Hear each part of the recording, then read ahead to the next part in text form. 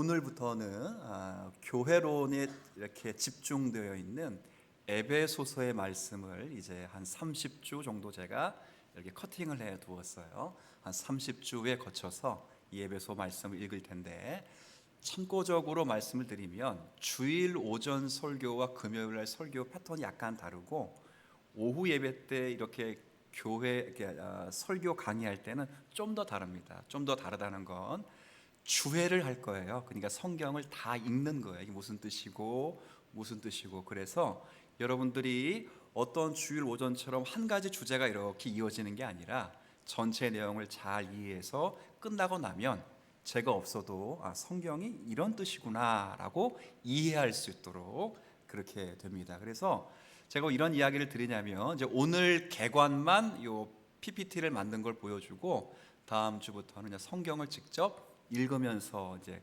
강론을 이제 나눌 텐데, 그래서 조금 더 집중력이 필요합니다. 물론 오후 예배이기 때문에 좀 피곤하시겠지만 함께 나누면서 우리 주님 사랑 교회가 더 오늘 표요처럼 주께서 터를 견고케 하시는 그런 교회가 되기를 한번 꿈꿔보십시다. 네. 자, 오늘은 에베소서 이제 개론을 하게 될 겁니다. 에베소서라고 하는 이 성경이 어떤 성경인가, 혹은 이 편지가 어떤 편지인가를 잠깐 제가 여러분에게 이제 소개하도록 할 거예요.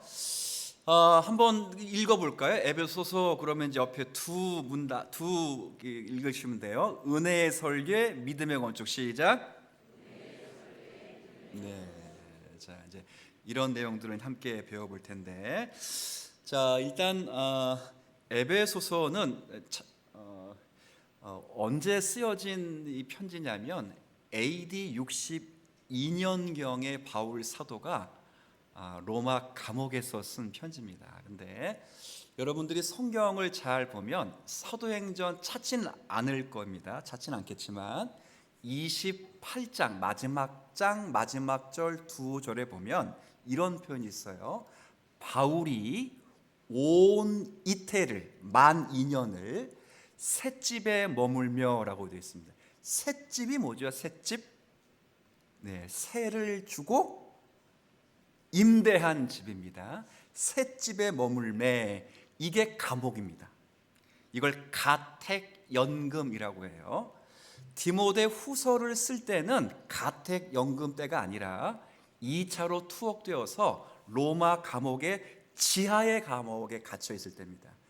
여기 갇히고 난 다음에는 바로 순교를 당하시고, 1차 감옥 때는 지하 감옥에 갇힌 것이 아니라 자기가 돈을 내고 가택을 하나 임대를 하고 거기에 로마 병정들이 지키는 가운데 그 집에 만 2년 동안 감금이 된 겁니다. 근데 성경에 보면 28장 30절 31절에 보면 이런 말씀이 있어요. 머물면서 자기에게 오는 사람을 첫 번째 영접하고, 뭐 했다고요? 다 영접했어. 자기에게 올 수 있는 사람들을 다 맞이할 수 있었어요. 그리고 두 번째는 그들에게 하나님의 나라를 전파하고, 뭐 했다고요? 전파했어요.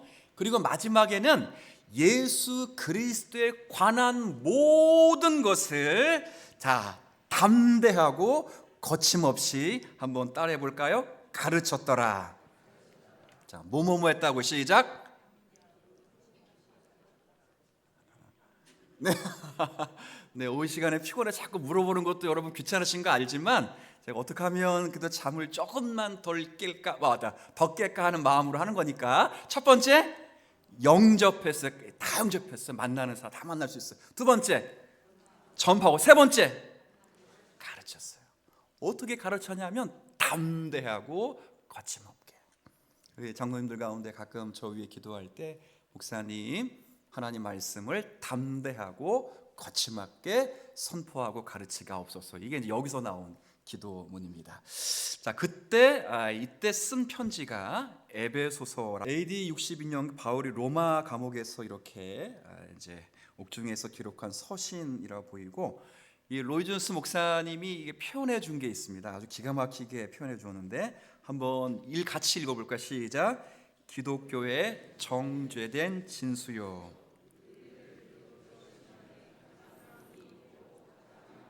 예, 그렇죠. 사복음서는 예수님이 누구신가, 그리고 예수님이 무슨 일을 행하셨는가, 이걸 소개하는 거예요. 그리고 특별히 서신전은 그 예수님에 관한 복음이 우리에게 무슨 관계가 있는가, 그걸 소개해 주는 거예요. 그런 복음서 가운데 하늘에서 볼 때 가장 정죄되고 그리고 가장 완벽한 복음의 진수가 무슨 성경이라?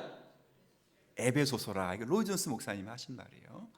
로마서는 이렇게 땅에서 사람과 사람 사이의 이야기를 하면서 가장 잘 정리된 복음서를 이렇게 말했다면, 이 에베소서는 어디서 볼 때? 왜 영원 전부터 이게 들어가는 복음서거든요. 그래서 그런 시각으로 에베소서가 기록되어 있다. 제가 볼 때는 만 2년 동안 지금 어디에 감금되어 있다고요? 집에 감금되어 있으니까 할 게 있어요, 없어요? 세 가지 일밖에 못해. 영접하고, 앉아서 전파하고, 가르치고. 성경에 나오진 않았지만 또 하나, 연구하고가 있을 거예요. 연구한 걸 에베소 교회에 이렇게 보낸 것이 아닌가, 이런 생각이 듭니다. 자, 그 다음 장면 보시면, 자, 여기 혹시 여기 가보신 분 계시나요? 이 그림? 여기가 이제 셀수스 도서관이라고 하는데, 요거는 이제 바울 사도가 이미 사역이 끝나고 나면 그 다음에 이제 도서관으로 만들어진 장소인데, 여기 당시에 책이 1만 2천 권 정도가 있었다니까 굉장히 많은 책이 여기 있었던 곳입니다. 그만큼 에베소 교회가, 에베소란 지역이 잘 사는 지역이었어요. 그냥 한번 나중에 성도들하고 한번 가고 싶다 해서 그려놓은 거니까 너무 이렇게 개의치 않았으면 좋겠어요. 자, 그다음, 자, 여기 보시면 셀수스 도서관으로부터 해서 큰 대로가 혹시 여러분들 보이시나요? 이 대로를 쭉 따라가면 에게해를 만납니다. 에게해안을 만나요. 그래서 에게해부터 시작해서 셀수스 중앙 도서관으로 큰 대로가 있었습니다. 예수님 이렇게 돌아가시고 이때 사도 바울이 전도할 당시에 이 에베소서라고 하는 지역의 인구가 최소 20만에서 25만 명이에요. 우리식으로 따지면 많다 적다. 지금식으로 말하면 많은 거 아니에요. 부천 인구가 제가 알기로는 80만이 조금 넘는 걸로 알고 있는데, 지금 인구로 하면 작지만 당시에는 로마시를 제외하고는 위성 도시 가운데 가장 큰 도시가 어느 도시? 에베소서예요. 고린도 도시도 굉장히 큰 도시입니다. 근데 고린도는 그 당시 인구가 10만 명밖에 안 됐어요. 그럼 에베소 지역은 20만 명에서 25만 명이 되면 훨씬 큰 거죠. 대도시예요. 종교, 철학, 문학, 상업, 모든 것의 가장 중심지라 이렇게 말했어요. 지금은 사진 찍어놓은 걸 보시면 전부 다 뭐만 남았어요? 뼈대만 남고 다 폐허 건축물만 남았지만, 사도 바울은 이런 웅장한 건물들을 보면서 뭐라고 이야기하는 거냐면, 이 모든 건물들은 다 무너지지만 영원히 무너지지 않을 건물을 하나님이 영원전에 그리스도 예수 안에서 우리를 세우시니, 그게 뭐라고요? 자, 따라해 볼게요. 교회. 그게 뭐라고요? 교회. 실제로 에베소 건물도 딱 보시면 다 무너졌어요, 안 무너졌어요? 무너졌어요. 근데 교회는 무너지지 지금까지 보존하잖아. 사도 바울의 이 예언과 사도 바울의 이 식견들이 그대로 고스란히 묻어 있는 곳이 에베소고, 비록 2차 전도 여행 중에 감옥에 갇혔을 때 이렇게 쓰게 되지만, 물론 이제 이렇게 2차 전도 여행이 세워진 교회지만 3차 전도 여행 때는 여기서 3년 동안이나 가르친 것입니다. 혹시 여러분들 성경에 지명 가운데 두란노 서원이라고 들어본 적 있어요? 네, 두란노 서원. 이 두란노 서원이 에베소 지역에 있는 서원입니다. 여기서 3년 가까이 있으면서 사도행전에 보면 내가 밤낮 3년 동안 눈물로 너희를 가르쳤노니. 에베소 교회 장로들, 목사님들과 헤어지면서 그런 설교를 했어요. 바울이 그런 말 잘 안 하는데 사도께서 내가 3년 동안 눈물을 흘리며 너희를 위하여 가르쳤으니, 이런 표현을 썼어요. 얼마나 심혈을 기울인 이 교회가 바로 어느 교회라? 에베소 교회. 그래서 신학적으로 가장 탁월해요. 여러분 요한계시록을 읽으면 요한계시록에 보면 가장 똑똑한 교회가 무슨 교회예요? 물어볼 것도 없어. 답은 무조건 에베소 교회야. 가장 똑똑한 교회. 그렇죠. 사도 바울이 3년 동안 목회했지요. 사도 바울의 제자 디모데가 목회했지요. 사도 요한이 목회했지요. 예수님의 어머니 마리아가 최종적으로 머물렀던 교회가 바로 에베소 교회지요. 수없이 훌륭한 사역자들이 목회했던 교회니 얼마나 참 심혈을 기울인 교회였겠어요. 바로 그런 교회가 에베소 교회입니다. 거기다 놓고 이제 편지를 쓰는 거예요. 자, 편지를 왜 쓰는가? 다음 장 한번 보세요. 자, 상업과 무역의 중심지였던 아데미는 여기 에베소는 아데미라고 하는 이제 신상을 이제 섬기기도 했는데, 아까 제가 설명드린 것처럼 몇 년 동안 목회했다고요? 3년 동안을 목회하면서 여기서 가르치고 했습니다. 4가지 이유 때문에 편지를 썼습니다. 에베소 쓴 이유는 4가지예요. 첫 번째는 한번 제목만 읽어주세요. 시작. 구원의 이해의 부족이에요. 이게 무슨 이야기냐면 구원을 너무 협소하게 생각하는 거예요. 여러분들이 이제 구원받은 거를 한번 생각해 보세요. 어떻게 구원받았어요? 그러면 이렇게 이야기하는 경우도 있어요. 누가 나를 전도해서, 혹은 어떤 분은 지나가다가 교회가 있어서 마음이 외로워서 한번 뭐 했다고요? 들어가서. 이렇게 교회를 다 이야기를 한 거예요. 그때 사도 바울은 교회, 구원은 그렇게 해서 우리가 구원받은 것이 결코 아니다. 하나님의 심원하고 하나님의 영원하신 세계 속에서 구원받은 거다. 그래서 영원전에 하나님 여러분을 선택하시고 과거에 예수 그리스도로 피로 말미암아 여러분을 구속하시고 현재 성령께서 그 구속의 은혜를 우리에게 가르치시고 깨우쳐 주셔서 지금 우리의 구원이 완성되어 가고 있다, 이렇게 말하는 거예요. 그러니까 구원이 결코 작은 게 아니에요. 여러분,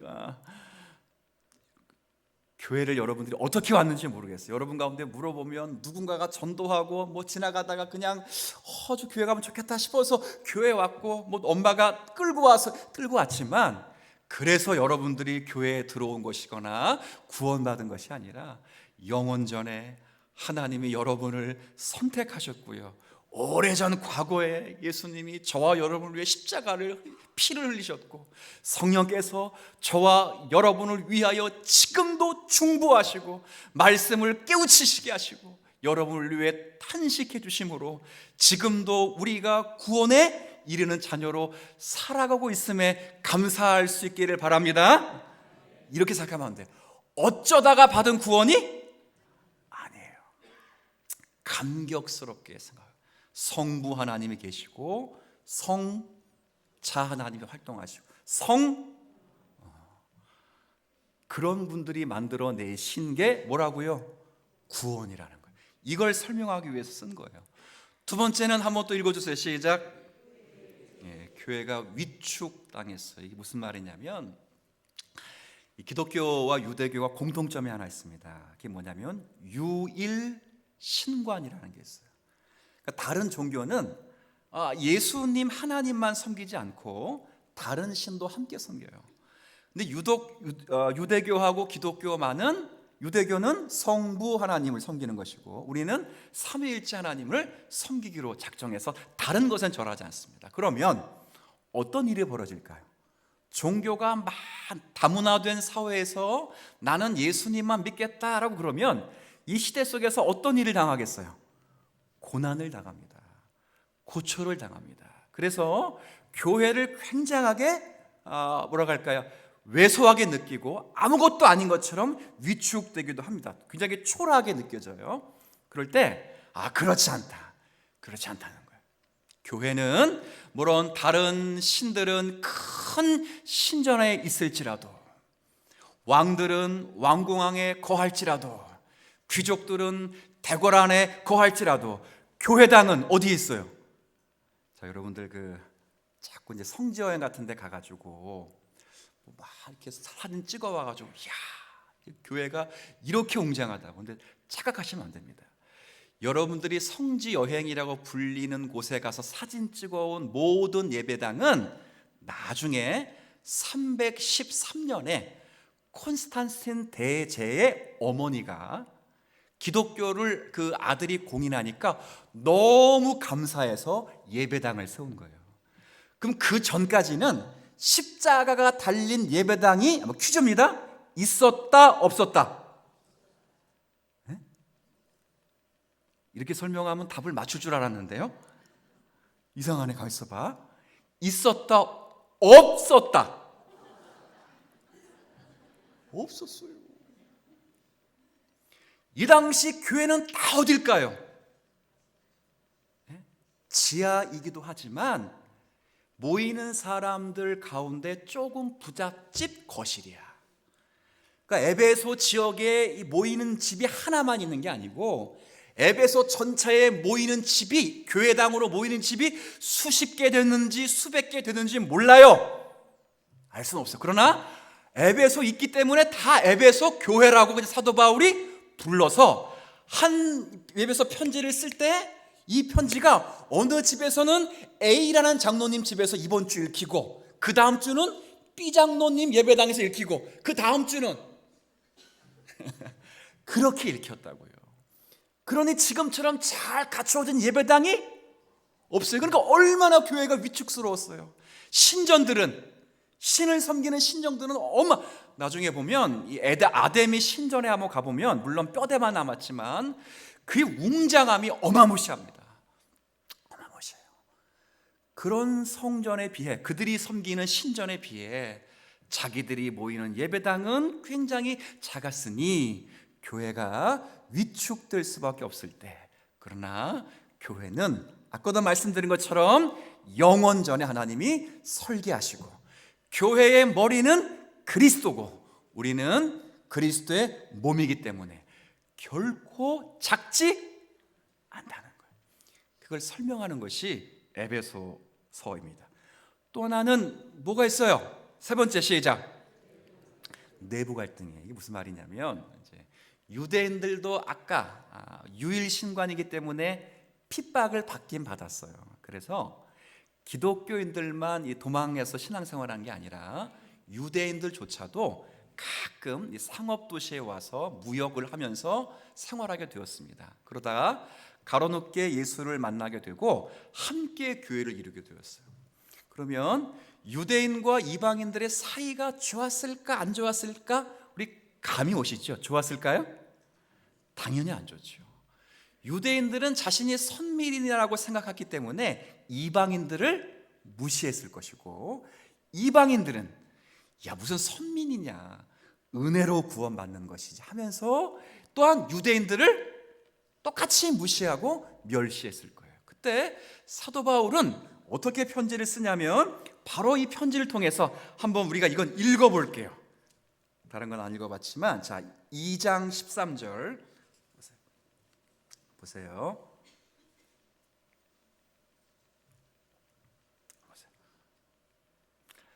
자, 제가 읽어볼게요. 2장 13절. 이제는 전에 멀리 있던 너희가 그리스도 예수 안에서 그리스도의 피로 어떻게 됐다고요? 자, 이거 가까워진 건 하나님과 우리에게 사이가 가까워졌다는 의미예요. 위로 그리스도 예수 안에서. 그러면 14절은 하나님과 우리가 가까운 게 아니라 이방인과 유대인에 막혔던 담이 헐어진 거예요. 14절 한번 같이 읽습니다. 시작. 둘로 원수된 것 곧 중간에, 자 13절은 가까워졌어요. 그리스도 안에서 누구랑 하나님과 우리 사이가 가까웠고, 14절은 둘 사이에 막힌 담을 헐었다는 것은 하나님과 나 사이에 막힌 담이 아니라 이방인과 유대인 사이에 막힌담을 헐었다는 거예요. 유대인들에게는 이방인을 보면서 너희들의 결실과 열매가 이방인이라는 사실을 깨우쳐주고, 이방인들에게는 유대인들의 너희들의 뿌리라는 것을 가르쳐 주셔서 이제 유대인과 이방인이 싸우지 않고 주 안에서 하나 되는 거예요. 자, 그러면 교회 안에서 유치한 질문이지만 경상도 분과 전라도 분이 싸우면 돼, 안 돼요?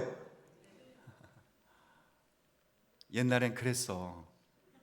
예전에는 어느 교회는 전라도 분만 나오시고 어느 교회는 경상도 분이 나왔어요. 제가 첫 사역했던 선민교회, 전도사, 강도사, 목사 다 했던 그 교회는 담임 목사님이 경상도 분이신데 전라도 분을 별로 안 좋아하신 것 같아요. 설교할 때 가끔 전라도 이야기가 나오면 표정이 안 좋아. 이해할 수가 없어.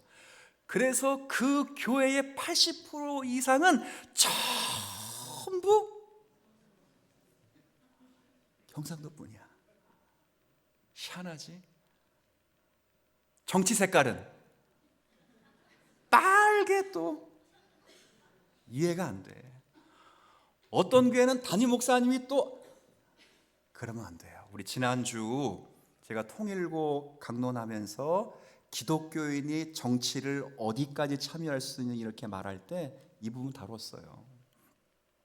그러니 우리가 이 부분에서 잘 분별할 수 있어야 된다. 갈등을 하나로서 해결됐고, 그 다음 마지막 뭐가 있습니까? 또 세속화예요. 교회가 보세요, 구원도 협소하게, 교회가 작고 초라하다 보니까 세상에 자꾸 휘말리는 거예요. 그럴 때 나중에 다 배울 거지만 세상을 본받지 말고 하나님을 본받아라. 성령의 충만함을 받아라. 영적 전쟁을 해라. 이런 내용이 지속적으로 가르쳐 주는 것이 바로 에베소서의 내용이어야 합니다. 자, 우리가 잠깐 핵심 구조만 잠깐 볼게요. 자, 네 가지만 읽어보세요. 시작. 그러니까 부족했고, 네, 다음 주에 물어보시면 대답할 수 당연히 없지. 어떻게 대답해? 이때만 이해하면 돼요. 자, 에베소서는 바울이 2년 동안 연구해 쓰신 편지라 아주 명확합니다. 에베소서 총 몇 장까지 있죠? 6장까지 있습니다. 구조가 명확해. 앞에 3장, 뒤에 중간에 연결하는 고리는 그러므로, 여기 뭐 영어가 써여졌는데 영어 저도 못 읽는 영어예요. 제가 얘기했지만 이거 교환 올리면 이거 자동으로 만들어진 프로그램 만들었어. 그러니까 이 영어 제가 지우려고 하다가 그냥 놔둔 거니까 목사님 되게 잘난 체 하네. 걱정하지 마세요. 저도 모르는 영어니까. 그게 아니고 여하튼 그러므로로 연결해요. 그래서 앞에 1, 2, 3장은 한번 따라해 볼게요. 구원에 대한 진술. 진술이에요, 진술. 그래서 교리예요, 교리. 전부 되었다.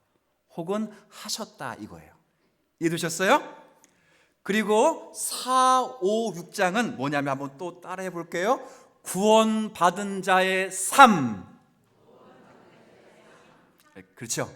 이러한 은혜를 따라 하나님이 하신 일 때문에 구원을 받았으니 그러므로 이렇게 살아라. 그래서 하라라는 동사가 자주 나와요.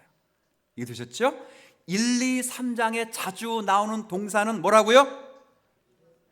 되었다. 하나님이 하셨다라는 게 나와요. 4, 5, 6장은 하라 하는 거예요. 그럼 제가 1, 2, 3장을 자꾸 설교할 때는 뭐에 포커스를 둘 거예요? 제가 하나님이 하셨습니다. 감사와 영광 이거 할 거 아니에요. 4, 5, 6장을 설교할 때는 뭐라고 할까요? 하십시오. 막 그러니까 여러분들이 뭐 목사님 하루는 뭐 하셨다라고 하루는 하라 그러고 줄 데가 없어 막. 그게 아니고 성경에 그렇게 결론을 내는 거예요. 중요한 연결고리는 그러므로입니다. 앞에는 1부 교리, 은혜의 기초, 2부 뭐라고요? 실천, 믿음의 생활이에요. 다른 건 다 잊어먹어도 오늘 딱 두 단어만 기억하면 돼요. 교리, 실천. 바울의 복음은 이중적이에요. 자, 다시 바울의 복음의 이중적인 면 시작. 그래서 복음에는 반드시 하나님이 하셨다는 교리가 먼저 있어야 되고, 또 복음에는 그 교리에서 끝나는 것이 아니라 우리가 그러므로 반응을 보여야 되는 삶의 진술이 있어야 돼요. 그러니 한쪽으로만 자꾸 치우쳐서도 안 되고, 그렇죠?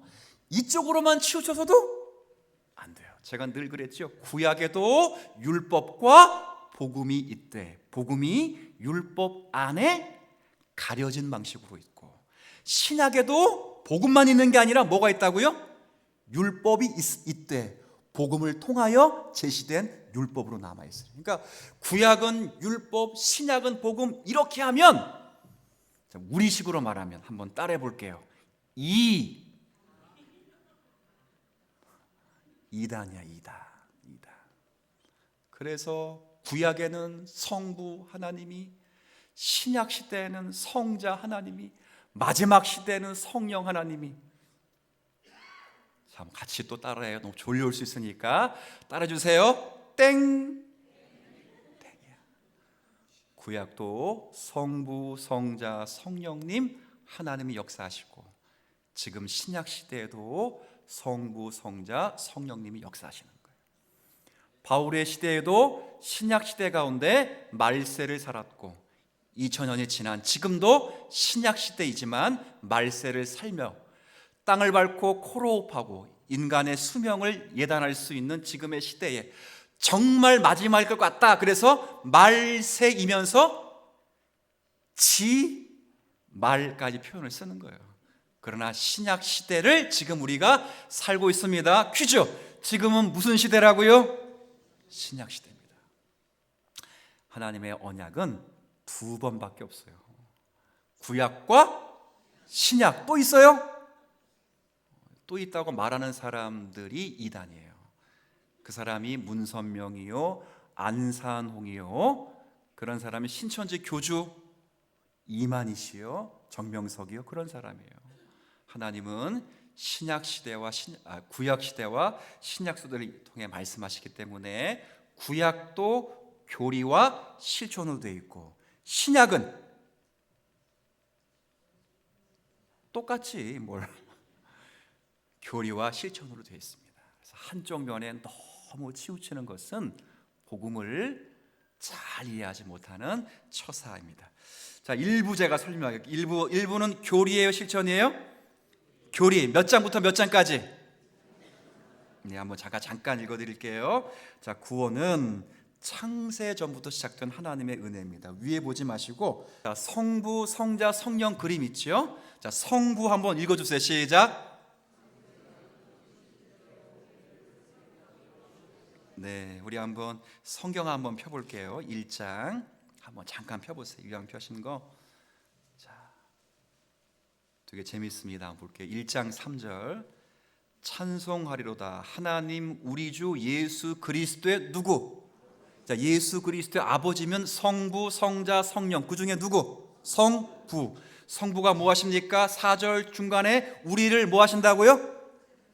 택하사. 성부의 가장 결정적인 사역은 뭐 하는 거예요?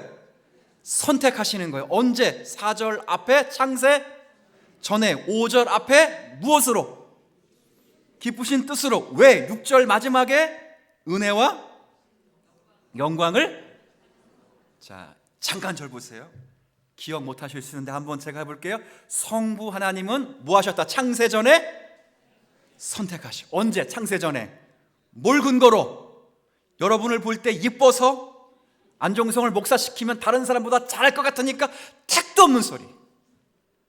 하나님 자신의 기쁘신 의지대로, 결정대로 우리를 선택하셨어요.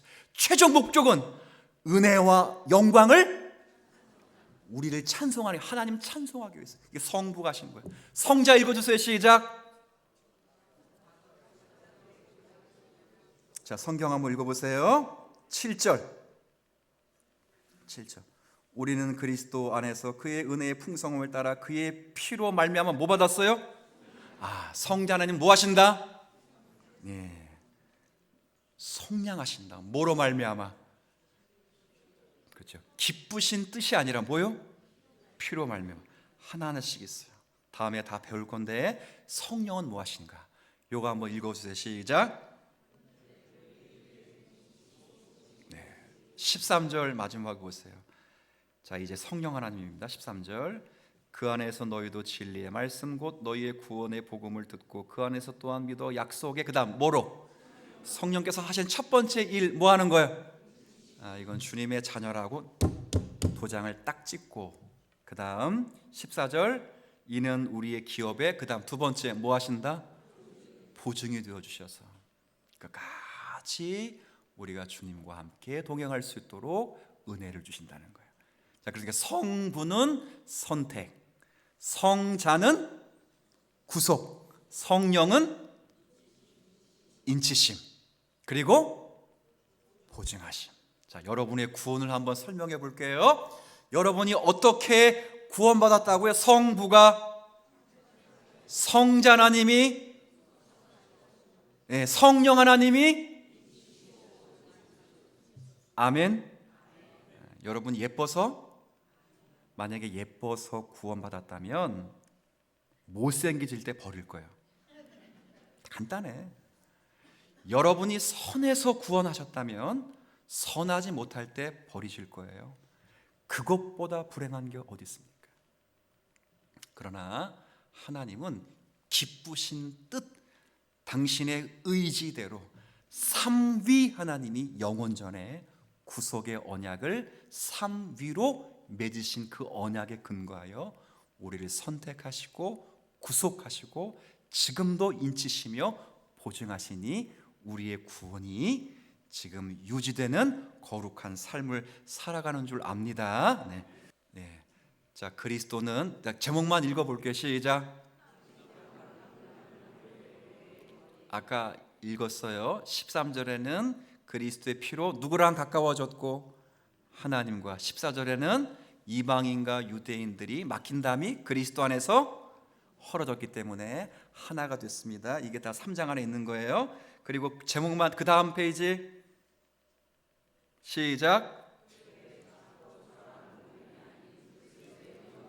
이거 1, 2, 3장에 다 소개하는 거예요. 나중에 배울 거예요. 자, 그리고 이제 2부 다음 페이지는 교리가 아니고 뭐라고요? 실천. 그러므로 실천하는 거예요. 자, 첫 번째 맨 위에만 읽겠습니다. 부르심의 시작. 4장은 부르심에 합당하게 사는 거예요. 목표는 그리스도의 장성한 분량, 즉 그리스도처럼 되는 거예요. 그리스도의 신성을 닮지 못하지만 그리스도의 인성을 닮아가도록 우리가 연합되고, 그 밑에 성숙을 도모해서 옛사람을 벗어 새사람을 이루러 누구에게로? 이게 4장의 내용이에요. 다음 페이지 5장 밑에 본받는 자가 있어요. 본받는 거예요. 그래서 세상을 본받는 게 아니라 뭘 본받는다? 그래가지고 여러분, 세상의 방식은 술 취하는 것이고 하나님을 본받는 방식은 성령으로 충만하는 거예요. 하나님을 본받으라. 성령 충만은 왜 준 겁니까? 그러면 하나님을 본받게 하시기 위해 준 겁니다. 그래서 이 본받는 것이, 성령의 충만이 어떻게 나타나는지, 자 6장 가보세요. 6장 성령의 충만이 어떻게 나타난다? 다음 페이지. 여기 시작. 삶으로 증거돼요. 여러분, 성령 충만하면, 일단 옛날에 그랬어요. 목사님들이 성령 충만한 사람은 목소리만 들으면 안 돼요. 저를 딱 보더니 안 전도사는 성령이 충만하지 않은 것 같아요 그랬어요. 그때는 지금보다 더 맑았거든요. 지금은 탁하지만 그때는 좀 더 맑았던 것 같아요. 그러니까 너 기도를 한참 해야 돼. 성령 충만하려면 일단 목이 어떻게 돼요? 쉬어 있어야 돼. 그리고 자꾸 눈 감으면 뭐가 보여 안 보여? 보인대. 너 어제 죄 졌지. 안 진 사람이 어디 있어요 사실. 어떤 유명한 무당 목사님이 기도받으러 온 성도에 그랬대요. 딱 보고 나서 우리 성도님 기도해 보니까 허리가 아프신 것 같습니다. 어떻게 하셨냐고. 어떻게 하죠? 나중에 답을 알았잖아요. 걸어 들어오는 거 보면 알았대요. 사기꾼이지. 성령 충만은 그런 게 낫다. 성령 충만은 누구 본받기 위해서 주신 거라고요. 그래서 성령 충만은 세 군데로 나타나요. 무슨 관계에서? 자, 어떻게 나타나는지 보여줄게요. 제가 오늘 스케치만 해드린다고 했으니까 오늘만 좀 늦게 끝나는 것이고 다음 주는 얼렁얼렁 끝낼 테니까 너무 걱정해서 다음 주 안 나오는 일이 없으면 좋겠어요. 개론하는 것 때문에 그런 거니까 5장 가보세요. 5장. 자, 5장 성령 충만하면 5장 22절 5장 22절 성령 충만하면 아내들이여 자기 남편에게 뭐하라? 누구하게 하듯. 자, 성령 충만하면 아내들은 남편에게 뭐 할 수 있다? 되게 억울해 하시는 분이 많아요. 걱정하지 마세요. 25절 보세요. 성령 충만한 남편들이 있으면 남편들아 아내 사랑하기를 그리스도께서 교회를 사랑하시고 그 교회를 위하여 자신을. 누가 더 억울해요? 성령 충만하면 그렇게 되는 거야. 그래서 성령 충만한 있기 때문에 사라는 아브라함이 자기를 2번 팔아도 하나님이 아브라함을 통해서 말씀하시는 줄 알아.